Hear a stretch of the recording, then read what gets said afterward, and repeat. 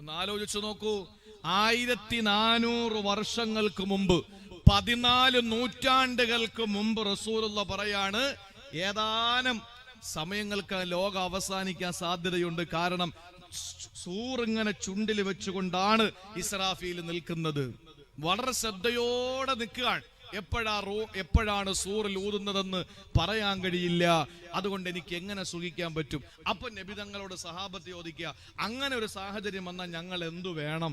നിങ്ങൾ ഹസ്ബുനല്ലാഹു വ നിഅമൽ വക്കീൽ ചൊല്ലിക്കോളാൻ പറഞ്ഞു. 1400 വർഷം കഴിഞ്ഞിട്ട് ലോകം അവസാനിച്ചില്ല. ഇനിയും ഒരുപാട് നാൾ നീണ്ടുപോകുമെന്ന് തോന്നുന്നുണ്ടോ നിങ്ങൾക്ക്? ഇനിയും ഒരുപാട് നാൾ നീണ്ടു പോകുമെന്ന് നിങ്ങൾക്ക് തോന്നുന്നുണ്ടോ? അങ്ങനെ ഒരു ധാരണ നിങ്ങൾക്കുണ്ടോ? എനിക്കുണ്ടോ? സഹോദരങ്ങളെ, ഏത് സമയത്തും അത് സംഭവിക്കാം. അള്ളാഹു അതിന്, ആ ലോകാവസാനത്തിന് മുമ്പ്, നമ്മളൊക്കെ മരിക്കുന്നതിന് മുമ്പ് എന്തെങ്കിലും ഒരു നന്മ നമ്മുടെ ജീവിതത്തിന്റെ ബാക്കി പത്രമായി ചെയ്തു വെക്കാൻ അള്ളാഹു നമുക്ക് തൗഫീക്ക് നൽകി അനുഗ്രഹിക്കുമാറാവട്ടെ. അതിനുവേണ്ടി പരിശ്രമിച്ചോളി. അതിനുവേണ്ടി എൻ്റെ പ്രിയപ്പെട്ട സഹോദരങ്ങൾ ജീവിതം മാറ്റിവെച്ചോളിൻ. അള്ളാഹു തൗഫീക്ക് നൽകി അനുഗ്രഹിക്കുമാറാവട്ടെ. ഏത് പ്രതിസന്ധി ഉണ്ടെങ്കിലും ഓതേണ്ട ഒരു ദുആയാണ് നബി തങ്ങൾ പഠിപ്പിച്ചത്. ലോകാവസാനം എന്ന പ്രതിസന്ധിക്കപ്പുറം ഏത് പ്രതിസന്ധിയാണുള്ളത്? ഇപ്പൊ നമ്മുടെ നാട്ടില്, കേരളത്തില് ഒരു ചെറിയ പ്രളയം ഉണ്ടായപ്പോ, ചെറുതെന്നല്ലാതെ പിന്നെന്താന്ന് പറയാ? ചെറുതെന്ന് പറഞ്ഞാൽ നന്നേ ചെറുത്, ഏറ്റവും ചെറിയ അതായത് ട്രയലിന് വേണ്ടിയിട്ട് മുല്ലപ്പെരിയാറും ഇടുക്കിയും അതുപോലെ ഉപഡാമുകളും ഒരു ചെറിയ ട്രയലിന് വേണ്ടിയിട്ട് ഇങ്ങനെ ഉയർത്തിയപ്പോഴേക്ക് സെക്കൻഡിൽ 20 ലക്ഷം ലിറ്റർ വെള്ളം ദിശ മാറി ഒഴുകി. ചെറിയ പരീക്ഷണം, ചെറുത്, വളരെ ചെറുത്. അത് വന്നപ്പോഴേക്ക് എൻ്റെ പ്രിയപ്പെട്ട സഹോദരങ്ങളെ, നമ്മളൊക്കെ എന്താ പറഞ്ഞത്? നിങ്ങൾ ആരെങ്കിലും കരുതി ഇതുപോലെ നമ്മൾ ഒരുമിച്ച് കൂടുമെന്ന്? ഉറപ്പിച്ചില്ലേ നമ്മളൊക്കെ ഇനി ഇങ്ങനെ ഒരു സംഗമം ഉണ്ടാവുകയില്ല, ഇനി നമുക്ക് പരസ്പരം ആരെയും കാണാൻ പറ്റില്ല?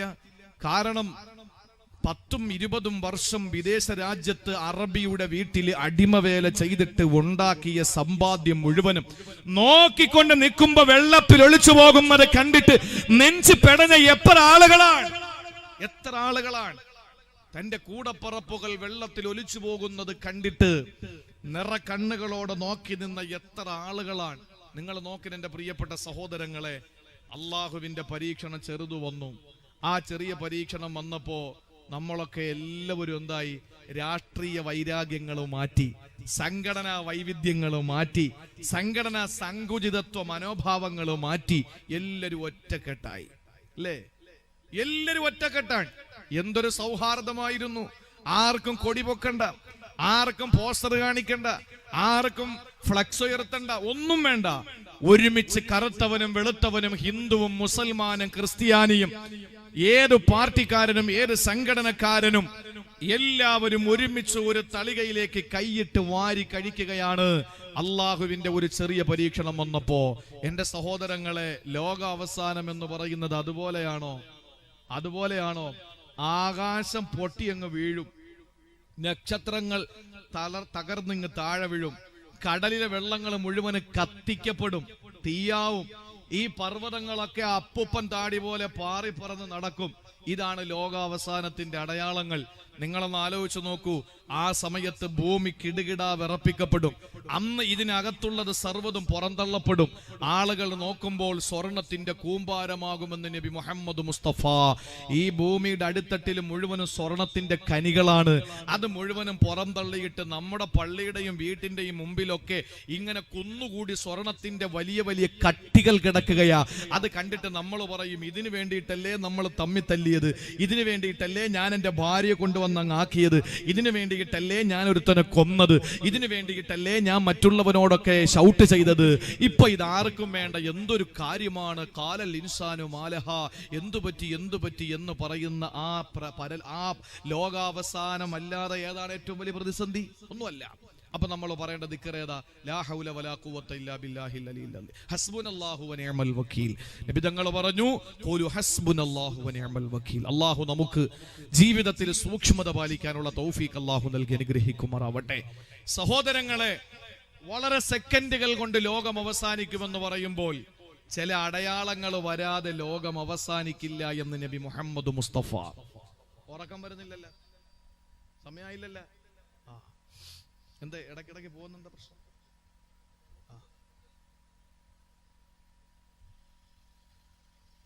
ചില അടയാളങ്ങൾ വരാതെ ലോകം അവസാനിക്കില്ല.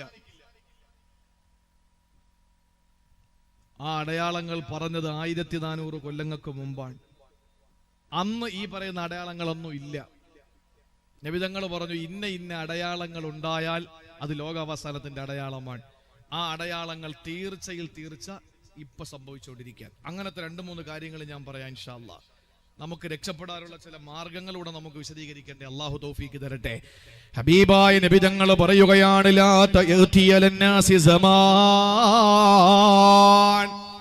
യതി അലന്നാസി സമാൻ. ഒരു കാലം വരാനുണ്ട്, ഒരു സമയം വരാനുണ്ട്. ആ സമയം ഏതെന്നറിയോ? യജ്തമിഊന ഫീഹി വയുസല്ലൂന ഫിൽ മസാജിദി. ആളുകൾ തിങ്ങിക്കൂടിയിട്ട് പള്ളികളിൽ നമസ്കരിക്കാൻ വേണ്ടി വരുന്ന കാലമാണ്. ആളുകൾ പരസ്പരം ഒരുമിച്ച് കൂട്ടുന്നതാണ്. ആളുകൾ പരസ്പരം ഒരുമിച്ച് കൂടുന്നതാണ്. ഹബീബായ നബിതങ്ങൾ പറയുകയാണ് യജ്തമിഊന ഫീഹി. ആളുകൾ എല്ലാവരും സംഗമിക്കുന്നതാ, എല്ലാവരും ഒരുമിച്ച് കൂടുന്നതാണ്. എന്നിട്ടോ വയുസല്ലൂന ഫിൽ മസാജിദി. അല്ലാഹുവിന്റെ പള്ളികളിൽ നമസ്കാരം നടക്കുന്നതാണ്. അല്ലാഹുവിന്റെ പള്ളികളിൽ പോയി നിസ്കരിക്കുന്നതാണ്. സഹോദരങ്ങളെ, ശ്രദ്ധയോടെ ഈ ഹദീസ് നിങ്ങളൊന്ന് കേൾക്കണേ. അബ്ദുല്ലാഹി ഇബ്നു ഉമർ റളിയല്ലാഹു അൻഹു റിപ്പോർട്ട് ചെയ്യുന്ന ഹദീസാ. ആദരവായ പ്രവാചകൻ നബി സല്ലല്ലാഹു അലൈഹി വസല്ലമ തങ്ങൾ പറയുകയാ, ഈ പറയുന്ന സംഭവം നമ്മുടെ മഹല്ലിലില്ലേ, നമ്മുടെ നാട്ടിലില്ലേ, നമ്മുടെ നാടുകളിലില്ലേ? സഹോദരങ്ങളെ, ലോകം അവസാനമായി അന്ന് നമുക്ക് മനസ്സിലാക്കിക്കൂടെ? ഇനി എന്തിനാണൊരു വൈകൽ? ഇനി എന്തിനാണൊരു പിന്തൽ? നമുക്ക് നന്മയിലേക്ക്, സുഹൃതങ്ങളിലേക്ക് നമുക്ക് സുസജ്ജമായ നിലയിൽ കടന്നു വന്നൂടെ? ഈ അനുഗ്രഹീതമായ കൂട്ടായ്മയിൽ നിങ്ങൾക്കൊന്ന് അണിനിരന്നൂടെ? ഇതിനെ നിങ്ങൾക്കൊന്ന് പ്രോത്സാഹിപ്പിച്ചുകൂടെ? കാരണം ലോകാവസാനത്തിന്റെ അടയാളങ്ങളെ ഹബീബായ തങ്ങൾ പറഞ്ഞത് യതി അലന്നാസി സമാൻ. ഒരു കാലം വരാനുണ്ട്, ഒരു കാലം വരാനുണ്ട്, ഒരു സമയം വരാനുണ്ട്. ആ സമയം വന്നാൽ യജ്തമിഊന ഫീഹി. ആളുകൾ ഒരുമിച്ച് കൂടുന്നതാണ്. യുസല്ലൂന ഫിൽ മസാജിദി. അവര് പള്ളിയിൽ വന്ന് നിസ്കരിക്കുന്നവരാ. ഇന്ന് പള്ളിയിലെ നിസ്കാരക്കാർക്ക് കുറവുണ്ടോ? ഇന്ന് പള്ളിയിലെ നോമ്പുകാർക്ക് കുറവുണ്ടോ? ഇന്ന് പള്ളിയിലെ ഹജ്ജിന് പോകുന്നവർക്ക് കുറവുണ്ടോ? ഹജ്ജിന്റെ കോട്ടകൾ ഗവൺമെന്റ് വെട്ടിക്കുറയ്ക്കുകയാ. ഉംറയ്ക്ക് പോകുന്നവരുടെ എണ്ണം കൂടിയപ്പോൾ എന്തെല്ലാം നിയമങ്ങളാണ് വെച്ചത്. 3 വർഷത്തിൽ ഒരിക്കൽ പോയിട്ടുള്ള ഒരാൾക്ക് വീണ്ടും പോകണമെങ്കിൽ 40,000 രൂപ അഥവാ 2000 റിയാൽ കൊടുക്കണമെന്നാണ്. സഹോദരങ്ങളെ, ഞാൻ ഉംറയ്ക്ക് പോയാൽ 3 വർഷം കഴിഞ്ഞേ പോകാൻ പാടുള്ളൂ. അതിനു മുമ്പ് ഞാൻ പോണമെന്ന് വാശി പിടിച്ചാൽ 2000 സൗദി റിയാൽ കൊടുക്കണം. അഥവാ ഇന്ത്യൻ റുപ്പി 40,000 രൂപ അഡീഷണൽ ആയിട്ട് ചാർജ് ചെയ്യപ്പെടുകയാ. എന്തിനാണ്? സൗദി ഗവൺമെന്റിന് പൈസ കിട്ടാനല്ല, ആളുകളുടെ ഒഴുക്കൊന്ന് കുറയ്ക്കാനാ. അത്രത്തോളം ആളുകളാണ് ഇന്ന് ഉംറയ്ക്ക് പോകുന്നത്. അത്ര ആളുകളാണ് പള്ളിയിൽ നിസ്കാരത്തിന് വരുന്നത്. എത്ര പള്ളികളാണ് പുനർനിർമ്മാണം നടത്തപ്പെടുന്നത്? ഉസ്താദേ, പള്ളി വിപുലീകരിക്കണം, പുറം പള്ളി കൂടി അകം പള്ളിയാക്കുകയാ. അതിന്റെ മുകളിൽ കൂടി എടുക്കുകയാണ്, ഷീറ്റ് ഇടുകയാണ്. അതിന്റെ വടക്കേ പുറത്തും തെക്കേ പുറത്തും കൂടി ഒരു ഷീറ്റ് ഇറക്കിയിടുകയാണ്. ആളുകൾ വരുമ്പോ നിസ്കാരത്തിന് സൗകര്യമില്ലത്രേ. നമസ്കാരത്തിന് ആളുകൾ കുറവില്ല. നോമ്പിന് കുറവുണ്ടോ? പണ്ട് റമളാൻ മാസങ്ങളിൽ നോമ്പ് പിടിച്ചിട്ട് ഇഫ്താർ നടത്തിയ ആളുകളാ. ഇന്ന് പല പള്ളികളിലും സുന്നത്ത് നോമ്പുകളിൽ ഇഫ്താറുണ്ട്. മേറാജിന്റെയും ബറാത്തിന്റെയും താസൂഅയുടെയും ആശൂറയുടെയും അറഫയുടെയും ബറാത്തിന്റെയും ദിവസങ്ങളിൽ പള്ളികളിൽ ഇന്ന് നോമ്പ് തുറയാണ്.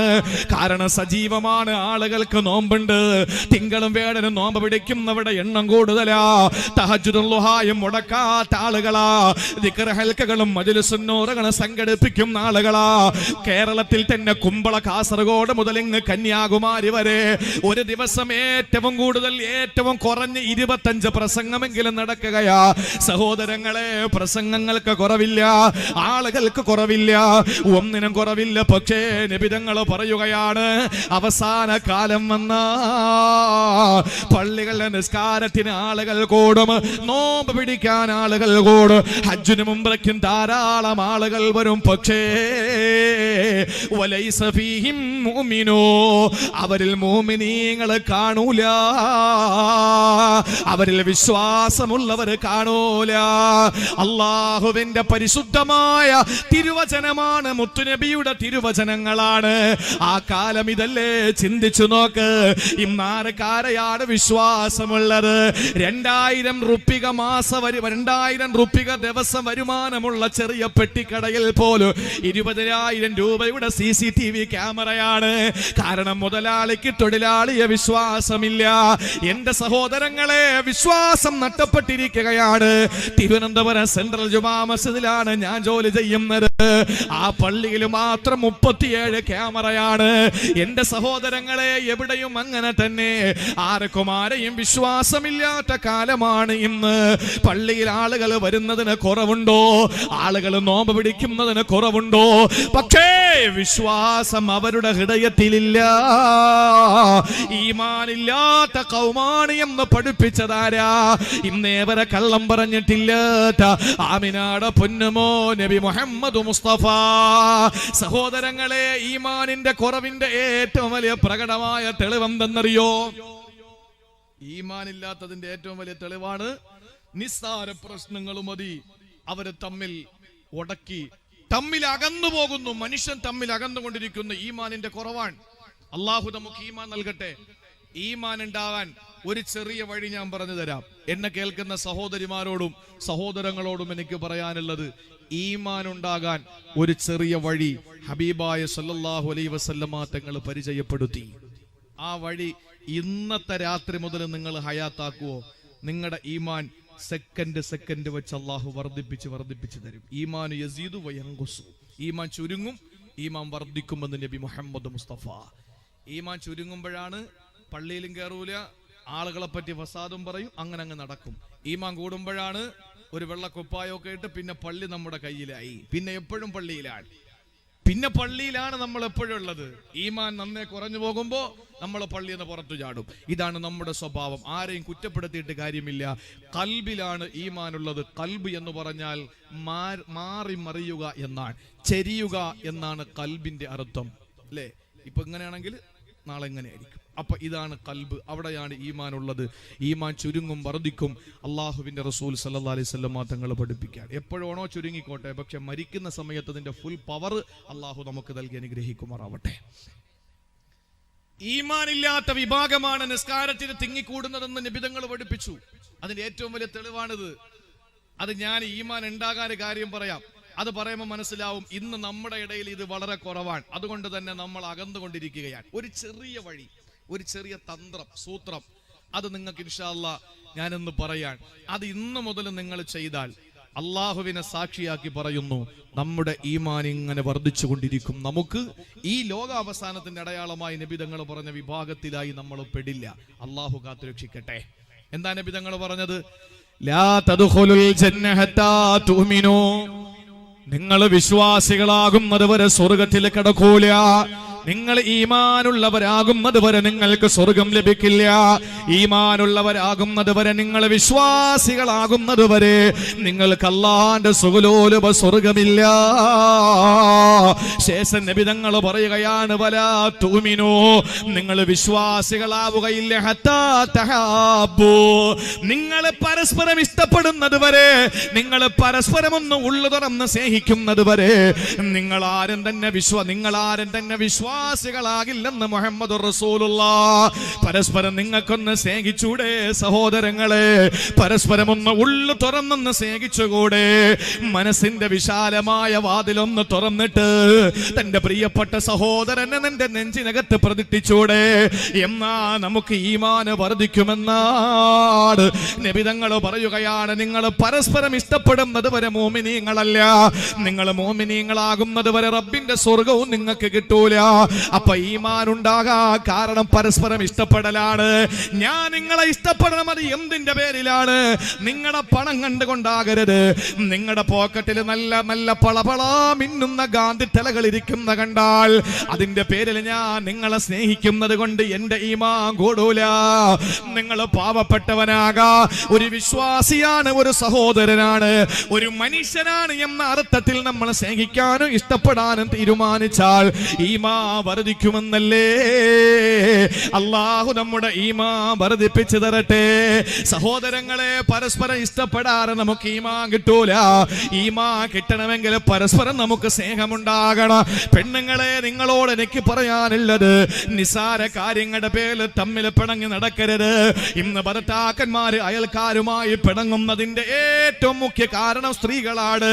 നിസാരമായ വാക്ക് തർക്കങ്ങളുടെ പേരിൽ ചെറിയ ചെറിയ കാര്യങ്ങൾ അങ്ങോട്ടും ഇങ്ങോട്ട് കൊടുക്കൽ വാങ്ങൽ നടത്തുന്നതിന്റെ പേരിൽ ഭാര്യമാരെ തമ്മിലുള്ള പിണക്കമാണ് ഭർത്താക്കന്മാരെ തമ്മിലുള്ള പിണക്കത്തിലെത്തിക്കുന്നത്. അത് തന്നെയാണ് നാട്ടിൽ നടക്കുന്ന കത്തിക്കുത്തുകളിൽ കലാശിക്കുന്നത്. നാടുകളിൽ നടക്കുന്ന കലാപങ്ങളിൽ എത്തിക്കുന്ന പെൺകുട്ടികളുടെ, പെണ്ണുങ്ങളുടെ, സ്ത്രീകളുടെ പരസ്പരമുള്ള പിണക്കമാണ്. അതുകൊണ്ട് ദീനീ ബോധമുള്ള, മതബോധമുള്ള, സ്നേഹിക്കുന്ന പ്രിയപ്പെട്ട പെങ്ങന്മാരോട് പറയാനുള്ളത്, നിങ്ങൾ തമ്മിൽ പരസ്പരം നിങ്ങൾ സ്നേഹമുള്ളവരാവുക, വിട്ടുവീഴ്ച മനോഭാവമുള്ളവരാവുക. കാരുണ്യത്തിന്റെ കവാടങ്ങൾ ഹൃദയത്തിൽ നിന്ന് മലക്കെ തുറന്നു കൊടുക്കുക. എന്തുകൊണ്ടെന്നറിയോ?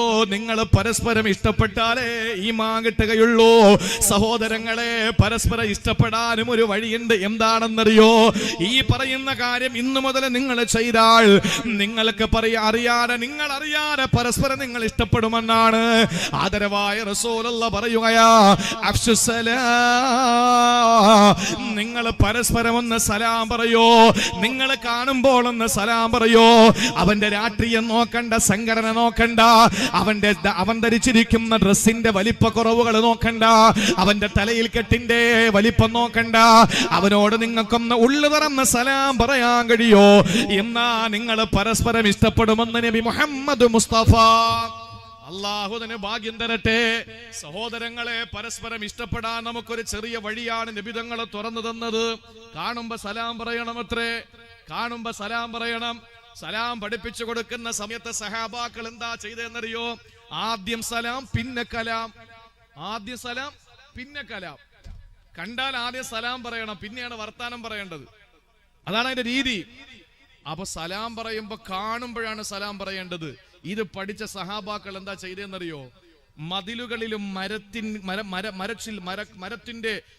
മരങ്ങളിലും അതുപോലെ തന്നെ പാറകളിലും സഹാബാക്കൾ ഒളിച്ചിരിക്കും. ഇപ്പൊ ഈ ബോക്സിന്റെ പിന്നിൽ വന്നിട്ട് നേരെ അങ്ങോട്ട് ഇറങ്ങിയിട്ട് സലാം പറയും. കാണുമ്പോഴാണല്ലോ സലാം പറയേണ്ടത്. എന്നിട്ട് വീണ്ടും ഇപ്പുറത്തൂടെ ഇവിടെ വരും. എന്നിട്ട് വീണ്ടും അങ്ങോട്ട് ഇറങ്ങിയിട്ട് സലാം പറയും. കൂടുതൽ കൂലി കിട്ടാനും അവർക്ക് പരസ്പരം കൂടുതൽ ഇഷ്ടപ്പെടാനും. ഇന്ന് നമ്മൾ ഇതേപോലെ ഒളിച്ചു നിൽക്കും, മരത്തിന്റെ ചുവട്ടിലും അതുപോലെ മതിൽക്കെട്ടിന്റെ ഉള്ളിലും. എന്തിനാണെന്നറിയോ? വരുന്നത് ഞങ്ങളിൽപ്പെട്ടവനല്ല, അതുകൊണ്ട് അവന്റെ സലാം പറയാതിരിക്കാൻ വേണ്ടിയാ. അത് ലോകാവസാനത്തിന്റെ ഏറ്റവും വലിയ അടയാളമല്ലേ സഹോദരങ്ങളെ? ഉള്ളു തുറന്നൊന്ന് സലാം പറയാൻ നമുക്ക് എന്താ മടി? ഞാൻ ചോദിക്കട്ടെ, സലാം പറയുന്നതിന് അള്ളാഹു വെച്ചിരിക്കുന്ന കൂലി 100 എണ്ണമാണ്. എത്ര റഹ്മത്താ, എത്ര കൂലിയാണ്? 100 കൂലിയാണ്. സഹോദരങ്ങളെ, ലോകം അവസാനിക്കുന്നത് എപ്പോഴെന്ന് പറയാൻ കഴിയില്ല. പക്ഷേ ആദരവായ പ്രവാചകന് സ്വഹാബത്തിനോട് വിവരിക്കുകയാണ്. സ്വഹാബത്തെ, എനിക്കെങ്ങനാണ് രസിക്കാൻ കഴിയുക? എനിക്കെങ്ങനാണ് സന്തോഷത്തോടെ നടക്കാൻ കഴിയുക? ഖദിൽ തഖമഹു വസഗാ സമഉഹു വഹനാ ജബ്ഹതഹു. സൂറന്ന കാഹളമുണ്ടല്ലോ, ലോക നശീകരണായുധമുണ്ടല്ലോ, അത് ഇസ്രാഫീൽ എന്ന മലക്കു ചുണ്ടിലേക്ക് ചേർത്ത് വെച്ചിരിക്കുകയാ. എന്നിട്ട് അസ്ഗാ സമഉഹു, ചെകിടങ്ങ കൊടുത്തു നിൽക്കുകയാ. നെറ്റിത്തടം ഇങ്ങനെ കുനിച്ചു നിൽക്കുകയാണ്. ഇത് മനസ്സിലാക്കാൻ ഞാൻ നിങ്ങൾക്കൊരു ഉദാഹരണം പറഞ്ഞു തരാ. ഒരു മൈതാനത്ത് ഓട്ട മത്സരം നടക്കുകയാ. ഒരു ലൈൻ വരച്ചിട്ട് ഓട്ട മത്സരം നടത്തുന്ന പോലെ മത്സരാർത്ഥികൾ വരയുടെ പിന്നിൽ ആ വരയിലേക്ക് തള്ളവിരലുകൾ ചേർത്ത് വെച്ച് ഇങ്ങനെ നിൽക്കുകയാണ്. അവരുടെ മുമ്പിൽ ഇതിന്റെ മാസ്റ്റർ വിസിൽ ചുണ്ടോട് ചേർത്ത് വെച്ച് നിൽക്കുകയാണ്. ഈ കൊച്ചുകുട്ടികൾ ഓട്ട മത്സരത്തിന് വേണ്ടിയിട്ടാണ് വന്നത്. അവർ ഓടാൻ വേണ്ടി എത്തിയപ്പോഴാണോ മാസ്റ്ററുടെ വിസിൽ മുഴങ്ങുന്നത്. ആ സമയത്ത് ഓടാൻ വേണ്ടിയിട്ട് ചുണ്ടോട് ചേർത്ത് വെച്ചിരിക്കുന്ന വിസിലിനെ ശ്രദ്ധിക്കാതെ സഹോദരങ്ങളെ മേപ്പോട്ട് പൊങ്ങി തലപൊക്കി നോക്കാതെ ആ കാലിന്റെ തള്ളവിരലിലേക്ക് നോക്കിയാണ് നിൽക്കുക. കാരണം എപ്പോഴാണോ ശബ്ദം കേൾക്കുന്നത് ഓടിത്തുടങ്ങാനാണ്. സഹോദരങ്ങളെ ഇതുപോലെയാണ് ഇസ്രാഫീൽ അലൈഹിസ്സലാം സൂറെന്ന് പറയുന്ന കാഹളമെടുത്ത് ചുണ്ടോട് ചേർത്ത് വെച്ച് നിൽക്കുന്നു എന്ന് നബി തങ്ങൾ പറഞ്ഞപ്പോഴാണ്. 1400 വർഷങ്ങൾക്ക് മുമ്പാണ്. 1400 വർഷങ്ങൾക്ക് മുമ്പാണ്, 14 നൂറ്റാണ്ടുകൾക്ക് മുമ്പ് അല്ലാഹുവിന്റെ തിരുദൂതർ പറയുകയാ, ഇസ്രാഫീൽ എന്ന മാലാഖ സൂറെന്ന കാഹളത്തിൽ ചുണ്ടോട് ചേർത്ത് വെച്ച് നിൽക്കുമ്പോ എങ്ങനെയാണ് സഹാബ എനിക്ക് സുഖിക്കാൻ കഴിയുക? എങ്ങനെയാണ് സഹാബ എനിക്ക് രസിക്കാൻ കഴിയുക? ഇത് കേൾക്കുമ്പോ നിങ്ങൾ ആരും ചിന്തിക്കണ്ട സഹാബത്ത് സുഖിച്ചവരാണെന്ന്. ഇല്ല പെങ്ങളെ, സഹാബത്തിന് എന്ത് സുഖമാണ് ഉണ്ടായിരുന്നത്? ഒരൊറ്റ ചെറിയ സംഭവം ഞാൻ നിങ്ങളോട് പറഞ്ഞു തരട്ടെയോ? നിങ്ങൾക്കറിയുമോ, രാജ്യത്തിന്റെ ഭരണാധികാരികൾ പോലും, ഈ രാജ്യത്തിന്റെ രാഷ്ട്രപിതാവ് പോലും, മഹാത്മജി പോലും പറഞ്ഞത് ഇന്ത്യ രാജ്യത്ത് ആരുടെ ഭരണം വേണമെന്നാ? ആരുടെ ഭരണം വേണമെന്നാ? ഉമറുൽ ഫാറൂഖിന്റെ ഭരണം ഈ രാജ്യത്ത് വേണമെന്നാ പറഞ്ഞത്. എന്താണത് പറയാനുള്ള കാരണം എന്തറിയോ? 10 കോടി രൂപയുടെ 10 ലക്ഷം രൂപയുടെ കോട്ടിട്ടത് കൊണ്ടല്ല, നല്ല വില കൂടിയ പെണ്ണ് കുത്തിയത് കൊണ്ടല്ല, കണ്ണടക്കി എത്രയോ ലക്ഷക്കണക്കിന് രൂപയുടെ വിലയുള്ളത് കൊണ്ടല്ല. സഹോദരങ്ങളെ, ഉമർ റളിയല്ലാഹു അൻഹു മദീന ഭരണാധികാരിയായി ചാർജ് എടുക്കുന്ന ദിവസം, മദീനത്തിന്റെ ഭരണാധിപനായി ചാർജ് എടുക്കുന്ന ദിവസത്തിൽ ഉമറുൽ ഫാറൂഖ് റളിയല്ലാഹു തആല അൻഹുവിനെ മദീനത്തെ പള്ളിയിൽ കാണുന്നില്ല. ഒന്ന് ശ്രദ്ധയോടെ കേൾക്കണേ ചെറുപ്പക്കാരാ, എന്റെ ആഡംബരത്തോടെ ഞാനും നിങ്ങളെ നടക്കുമ്പോ നിങ്ങളെക്കാൾ ആഡംബരമാണ് എനിക്കെന്ന് പറയുന്നതിൽ എനിക്ക് നാണമില്ല. കാരണം എന്റെ സഹോദരങ്ങളെ പറയുന്നതിൽ എനിക്ക് യാതൊരു പ്രശ്നവുമില്ല. എന്റെയും നിങ്ങളുടെയും ആഡംബര ജീവിതം തന്നെയാണ്. മുൻഗാമികളെ തട്ടിച്ച് നോക്കുമ്പോ നമ്മളെന്ത് സുഖലോലുപരാണ്, സുഖലോലുപരാണ്. മഹാനായ ഉമറുൽ ഫാറൂഖ് തങ്ങളെ ഭരണാധികാരം ഏറ്റെടുക്കാൻ വരുന്നത് വൈകിയാണ്. മദീന പള്ളി നിബിഡമാണ്, എല്ലാവരും നിരനിരിക്കുകയാണ്. ആ സമയത്ത് ഉമർ തങ്ങളെ കാണുന്നില്ല. സാധാരണ റസൂലുള്ള വരുന്ന സമയം കഴിഞ്ഞു, അബൂബക്കർ സിദ്ദീഖ് വന്നിരുന്ന സമയവും കഴിഞ്ഞു. ഉമർ റളിയല്ലാഹു അൻഹുവിനെ കാണാനില്ല. കുറെ സമയം കഴിഞ്ഞപ്പോൾ ഓടിക്കിതച്ച് വരികയാ. ഓടി ഓടി കിതച്ച് വിയർത്തൊലിച്ചിട്ട് ഉമർ തങ്ങൾ മദീനത്തെ പള്ളിയിൽ ഓടി കയറുകയാ. എല്ലാവരും ശ്രദ്ധയോടെ കാത്തിരിക്കുന്നു. എന്താ സംഭവിച്ചത്? മിമ്പറിലോട്ട് കയറുന്നതിന് മുമ്പ് മദീനയുടെ ഭരണാധികാരിയായി അവരോധിതനാകുന്ന ഉമർ റളിയല്ലാഹു തആല അൻഹു അവിടെ നിന്നൊരു കാര്യം പറയുകയാ. മക്കളെ, ഞാൻ താമസിച്ചതിന്റെ കാര്യം അറിയണ്ടേ? എന്നിട്ട് ഞാൻ നയപ്രഖ്യാപന പ്രസംഗം നടത്താ. ഞാൻ വൈകിയതിന്റെ കാരണം നിങ്ങളോട് പറഞ്ഞിട്ട് വേണം എനിക്ക് മിമ്പറിൽ കയറി നയപ്രഖ്യാപനം നടത്താൻ. അങ്ങനെ ആളുകളെ ശ്രദ്ധയോടെ കാത്തിരിക്കുമ്പോൾ ഉമറുൽ ഫാറൂഖ് തങ്ങൾ വൈകിയതിന്റെ കാരണം പറയുകയാ. എന്താ വൈകിയതെന്ന് അറിയോ? ഉമർ തങ്ങൾ പറയുന്നു, സഹാബാ, ഇന്നത്തെ ദിവസം ഉമറിന്റെ ജീവിതത്തിന് നിർണായക ദിവസമാണ്. ഇന്നത്തെ ദിവസം അല്ലാഹു അനുഗ്രഹിച്ച ദിവസമാണ്. മദീനയുടെ ഭരണസാരഥ്യം ഞാൻ ഏറ്റെടുക്കുന്ന ദിവസമാ. ഒരു ആത്മീയ സാമ്രാജ്യത്തിന്റെയും 2 ഭൗതിക സാമ്രാജ്യത്തിന്റെയും അധിപനായി ഞാൻ അവരോധിതനാവുകയാ. ഇന്നത്തെ ദിവസം ഞാൻ ധരിക്കുന്ന ഏറ്റവും നല്ല വസ്ത്രമാകണ്ടേ സഹാബ? ഇന്ന് ഞാൻ ഏറ്റവും നല്ല വസ്ത്രമല്ലേ ഇടേണ്ടത്? ഏറ്റവും നല്ല കുപ്പായമല്ലേ ധരിക്കേണ്ടത്? ഏറ്റവും നല്ല കന്തൂറയല്ലേ ധരിക്കേണ്ടത്? ഏറ്റവും നല്ല ജുബ്ബയല്ലേ ധരിക്കേണ്ടത്? സഹാബാക്കൾ സമ്മതിച്ചു. ഉമർ തങ്ങൾ പറയുന്നു, സഹാബത്തെ, ഞാൻ ഇന്നലെ രാത്രി നോക്കുമ്പോ ആ ഏറ്റവും നല്ല ജുബ്ബ കന്തൂറ അഴുക്ക് പിടിച്ച് കിടക്കുകയാ. അത് ഞാൻ എടുത്ത് കഴുകി സഹാബാ. പിറ്റേന്ന് നേരം വെളുത്ത് ഞാൻ ഉണങ്ങാൻ വിരിച്ചു സഹാബാ. ഒന്ന് ഉണങ്ങി കിട്ടണ്ടേ, ഒന്ന് ഉണങ്ങി കിട്ടണ്ടേ, എന്നിട്ട് വേണം നിങ്ങളുടെ മുമ്പിലെത്താൻ. ഉണങ്ങിയത് പകുതിയാണ് ഞാൻ എടുത്തിട്ട് കൊണ്ടുവന്ന് ഇനിയും നിന്നാ വൈകി പോകുമെന്ന് പേടിച്ചുകൊണ്ട് സഹാബത്തിന്റെ കാര്യം മനസ്സിലായി. സഹാബത്തിന് കാര്യം മനസ്സിലായി. നോക്കുമ്പോൾ മദീന പള്ളിയുടെ മിമ്പറിലേക്ക് ഉമർ തങ്ങൾ നയപ്രഖ്യാപനത്തിന് കയറുകയാ. ആ സമയത്ത് മദീന പള്ളിക്കകത്തൊരു കൂട്ടക്കരച്ചിൽ നടക്കുന്നു. എന്താ കാര്യമെന്നറിയോ? കൂട്ടക്കരച്ചിലാണ്. സ്വഹാബാക്കൾ ഒരുമിച്ചിരുന്ന് പൊട്ടിക്കരയുകയാ. മദീന പള്ളി ഇതുപോലൊരു കരച്ചിലിന് രണ്ട് സമയത്താണ് സാക്ഷ്യം വഹിച്ചത്. ഒന്ന് ആദരവായ പ്രവാചകന്റെ വഫാത്തിന്റെ സമയത്ത്, അതിനുശേഷം ബിലാൽ തങ്ങൾ എനിക്ക് ഇനി ബാങ്ക് കൊടുക്കാൻ കഴിയില്ലെന്ന് പറഞ്ഞ് എന്റെ ഹബീബിനെ കണ്ട മദീന, എന്റെ ഹബീബില്ലാതെ എനിക്ക് മദീനത്ത് വേണ്ട. എന്റെ റസൂലുള്ളാഹി കേട്ടുകൊണ്ട് നിൽക്കുമ്പോൾ ഞാൻ കൊടുത്ത ബാങ്ക്, എന്റെ റസൂലുള്ള കുബ്ബത്തുൽ ഖദ്റായിൽ കിടക്കുമ്പോ, റൗളാ ശരീഫിനകത്ത് കിടക്കുമ്പോ ഞാൻ എങ്ങനെയാണ് ബാങ്ക് കൊടുക്കുക? ഇല്ല, എന്നെ കൊണ്ട് കഴിയില്ല. ഒരു ഭാണ്ഡക്കെട്ടുമാകിട്ട് മദീനയിൽ നിന്ന് ബിലാൽ റളിയല്ലാഹു അൻഹു പൊട്ടിക്കരഞ്ഞുകൊണ്ട് മദീനത്ത് നിന്ന് മടങ്ങി പോകുന്ന ദിവസമാണ് സഹാബത്ത് കരഞ്ഞത്. മൂന്നാമത് കരഞ്ഞത് സിദ്ദീഖ് തങ്ങളുടെ ശേഷം ഫാറൂഖ് തങ്ങൾ നയപ്രഖ്യാപനം നടത്തുമ്പോഴാ. എന്താ കരയേണ്ട കാരണമെന്നറിയോ? കാരണം ബോധിപ്പിച്ചല്ലോ. തുണി ഞാൻ അലക്കി ഉണങ്ങാൻ വിരിച്ചിരുന്നു, അതാണ് വൈകിയ കാരണമെന്ന് പറഞ്ഞു. പക്ഷേ മിമ്പറിലോട്ട് കയറുന്നപ്പോ സഹാബാക്കള് കൂട്ടക്കരച്ചിലാണ്. എന്താ കരയേണ്ട കാരണമെന്നറിയോ? ഏറ്റവും നല്ല വസ്ത്രമാണ് ഞാൻ ധരിച്ചതെന്ന് പറഞ്ഞ ഉമർ തങ്ങൾ, ഇന്നത്തെ ദിവസം ഞാൻ ഭരണാധിപനായി ചാർജെടുക്കുന്ന ദിവസമാണ്. അതുകൊണ്ട് എന്റെ ജീവിതത്തിൽ ഇന്ന് ഏറ്റവും നല്ല വസ്ത്രം ഞാൻ ധരിക്കണം, അലങ്കാരത്തോടെ വരണമെന്ന് പറഞ്ഞ ഉമർ തങ്ങളുടെ കുപ്പായം കണ്ടത് സഹാബത്ത് മദീനയുടെ മിമ്പറിൽ നിൽക്കുമ്പോഴാണ്. അല്ലാഹുവേ, 40ഓളം സ്ഥലങ്ങളിൽ തുന്നിത്തെച്ചതാണ്. 40ഓളം സ്ഥലങ്ങൾ തുന്നിത്തെച്ചതാണ്. കണ്ടം വെച്ച തുണിയാണ്. 40ഓളം സ്ഥലങ്ങളിൽ തുന്നിച്ചേർത്ത് വെച്ചിരിക്കുന്ന കുപ്പായമാണ്. ഉമർ റളിയല്ലാഹു അൻഹു കരച്ചിലടക്കി പിടിച്ച് ഖുത്ബ നടത്തുകയാ.